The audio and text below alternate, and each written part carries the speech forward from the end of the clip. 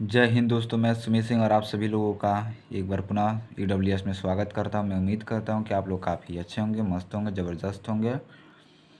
और आज हम जिस विषय पे चर्चा करने वाले हैं वो क्लास 12 का केमिस्ट्री का शॉर्ट क्वेश्चन है, जो जिसमें हम आपके लिए 31 क्वेश्चन लेकर आए हैं। जो मोस्ट क्वेश्चन है 31 वही लेकर आए हैं आपके एग्ज़ाम वर्ष 2024 के लिए, जो मोस्ट इम्पॉर्टेंट है, जो आपके पेपर सेट में आने योग्य है। वही क्वेश्चन मैं आपको कराने वाला हूँ, यानी बताने वाला हूँ। ठीक है, तो बिना समय लिए हुए चलिए हम अपने थीम पे चलते हैं और समझते हैं कि हमारा पेपर में अति लघुत्तरीय प्रश्न 2 अंक का कैसे आएगा और किस प्रकार आ सकता है। ठीक है, तो चलिए हम पहले प्रश्न पे चर्चा करते हैं।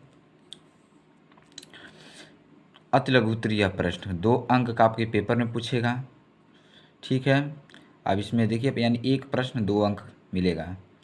पहला प्रश्न हमें आयनिक ठोस की परिभाषा दीजिए, यानी आयनिक ठोस के की आपको परिभाषा बताना है।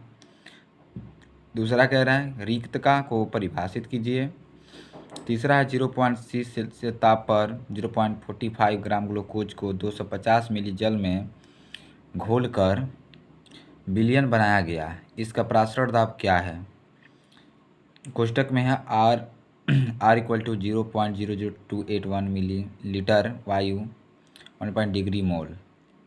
और चौथा नंबर हमारा है गन्ने की शक्कर के 1.17 ग्राम को 25 ग्राम जल में घोलने पर विलायक का क्वथनांक 0.017 सेल्सियस बढ़ जाता है। विलायक का अणुक उन्नयन स्थिरांक क्या होगा? और गन्ने की शक्कर की अणु भार है 300। तो अणु भार जो है पहले से ही दे रखा है, आपको इसी के अंतर्गत स्थिरांक निकाल देना है। आपका 2 नंबर फिक्स मिल जाएगा। अगर प्रश्न आपको बेहतर लगता है तो वीडियो को लाइक, चैनल को सब्सक्राइब करना बिल्कुल मत भूलिएगा और शेयर करना भी बिल्कुल मत भूलिएगा, ताकि आप हम जुड़े रहें। पांचवा प्रश्न हमारा इसी से है, क्लोरोस का नियम क्या है? और छठा नंबर क्वेश्चन हमारा है फैराडे का विद्युत अपघटन का द्वितीय नियम लिखिए। और सातवां क्वेश्चन है अभिक्रिया का वेग स्थिरांक क्या है? और 8 नंबर है शून्य कोटि की अभिक्रिया को उदाहरण द्वारा समझाइए। और 9 नंबर है प्रथम कोटि अभिक्रिया के वेग स्थिरांक की इकाई ज्ञात कीजिए। 10 नंबर क्वेश्चन है हमारा प्रथम कोटि अभिक्रिया के लिए वेग स्थिरांक k equal to 2054 into 10⁻³ second प्रति सेकेंड पाया गया। इसका 3/4 आयु की गणना कीजिए। Log 2 equal to 0.0301। उसके बाद 11th नंबर हमारा है रक्सीक्लोराइड क्या है? एक उदाहरण दीजिए, यानी रक्सीक्लोराइड लिखना है, इसका एक उदाहरण आपको देना है। ठीक है, स्वर्ण संख्या या स्वर्णक की परिभाषा दीजिए। और 13 नंबर पेप्टिकरण की क्रिया को एक उदाहरण द्वारा समझाइए।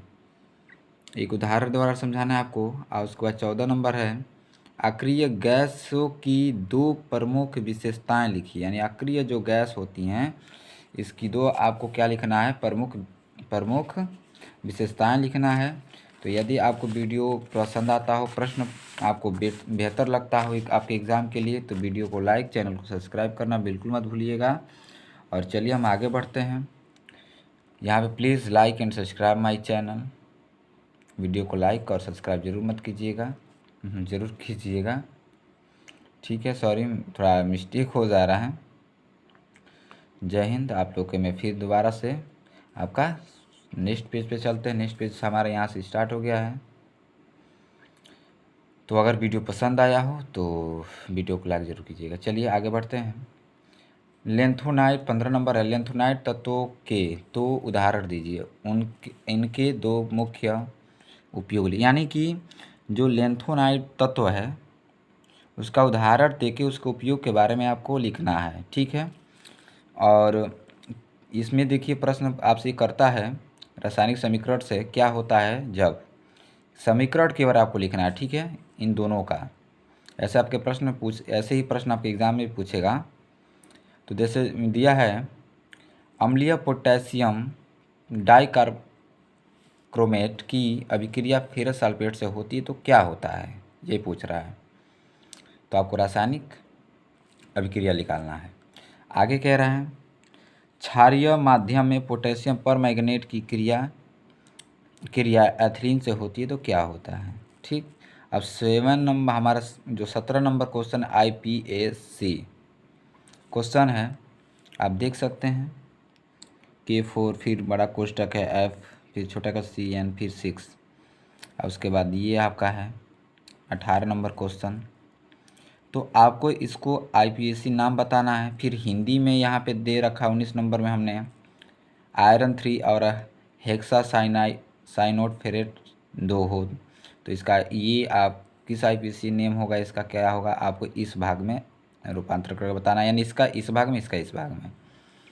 आप उसके बाद से पोटेशियम टेट्रासाइनोड निकलेट का 0 हो, इसका उप संयोजक यानी सहसंयोजक जो होता है सूत्र आपको लिखन के इन 19 और 20 वाले का बताना है। ठीक है, फिर IPSC नेम यहाँ पे आ गया। IPSC नेम देख सकते हैं आप, कोष्टक में CCl3 कोष्टक क्लोज 3 CCl, फिर 22 नंबर में है ClCH2, फिर आपको यहाँ पे देख सकते हैं C डबल बॉन्ड है, उसके बाद CCH2Br है। तो आपको इसका भी IPSC नाम बताना है। आप 23 नंबर का अगर आपको IPSC नाम आता है बनाने तो आप इसको आपको पूर्ण करना है, यानी A भाग लिखा चुका है, B भाग को पूर्ण करके लिखना है, आपको बताना है। ठीक, अगर आपको समझ में आता हो तो आप सॉल्व करके ज़रूर भेजिएगा।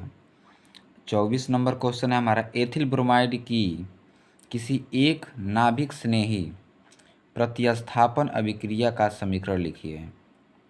उसके बाद कह रहा है 25 नंबर में मेथिल एल्कोहल की ग्रिग्नाट अभिकर्मक के साथ अभिक्रिया लिखिए तथा इसके प्रमुख उपयोग लिखिए। तो प्रश्न, हम उम्मीद है कि प्रश्न आपको काफ़ी बेहतर लग रहा होगा। ये भी अति लघु प्रश्न है। इसके बाद लघु उत्तरीय है और उसके बाद विस्तृत वाला है, वो भी हम कराने वाले हैं। आप बिल्कुल टेंशन मत लीजिएगा। ठीक है, आप इन्हीं प्रश्नों को अच्छे से पढ़िए।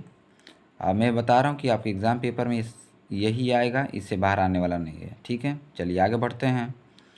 26 नंबर क्वेश्चन है प्रयोगशाला में फिनॉल बनाने की विधि का रासायनिक समीकरण लिखिए। यानी प्रयोगशाला में फिनॉल बनाने की रासायनिक समीकरण सिर्फ आपको लिखना है। ठीक, कार्यविधि के बारे में उतना नहीं बताना है, सिर्फ समीकरण लिखना है।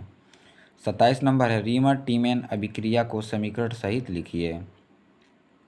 उसके बाद 28 नंबर है सीमित अभिक्रिया को समझाइए। उसके 29 नंबर है आप बेंजीन को बेंजोइक अम्ल में कैसे परिवर्तित करें, यानी बेंजीन को बेंजोइक अम्ल में परिवर्तित कैसे करना, ये आपको बताना पड़ेगा। ठीक है, उसके बाद से 30 नंबर है निम्न रासायनिक अभिक्रिया को पूर्ण की, यानी HCHOCaCOH कोष्टक 2, यानी इसको इस रासायनिक समीकरण को आपको पूर्ण करके बताना है ताकि इसकी बी भाग क्या होगा, यानी ये क्या तैयार होगा बनेगा। तो 31 नंबर और लास्ट क्वेश्चन है हमारा फॉर्मिल्डिहाइड एवं एस्टिल्डिहाइड में तुलना विभेद कीजिए।